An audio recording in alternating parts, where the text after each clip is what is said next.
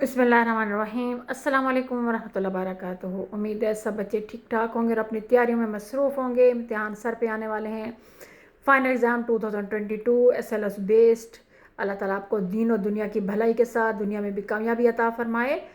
वो बच्चे जो इस्लामियात इंग्लिश में लेते हैं उनके लिए आज आखिरी हदीस नंबर 10। उनकी जो इंग्लिश की किताबों में हदीस हैं बेटा, उनकी तरतीब सीक्वेंस सही नहीं है। आपके जो मैंने माई मिक्स प्लेट पर जितनी 1 से 10 हदीस अपलोड की हैं, आप वहाँ से देखकर उसको मैच कर सकते हैं।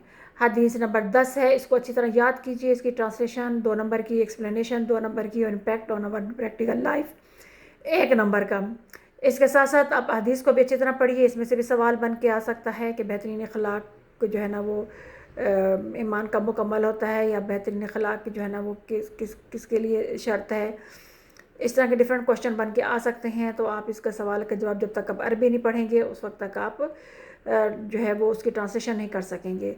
तो हर दफ़ा ट्रांसलेशन याद करने से पहले अरबी 1-2 दफ़ा पढ़ लिया करें, ताकि आपको याद रहे कि किसकी ट्रांसलेशन आपने याद की है।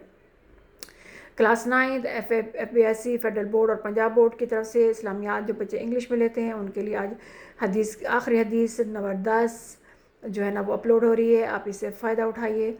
अगर आप इस चैनल पर नए हैं तो इसे सब्सक्राइब करें, शेयर करें और लाइक करना ना भूलिए। इसके साथ साथ मैं डिस्क्रिप्शन में पूरे इस्लामियात के नोट्स का लिंक दे दूँगी। आप वहाँ से जाके हर चीज़ आसानी के साथ देख सकते हैं। क्लास 9 इस्लामियात जो बच्चे इंग्लिश में लेते हैं उनके लिए हदीस। उम्मीद है अल्लाह ताला आपको कामयाबी अता फ़रमाए, दीन और दुनिया की भलाई अता फ़रमाए। अस्सलामु अलैकुम वरहमतुल्लाहि वबरकातुहू।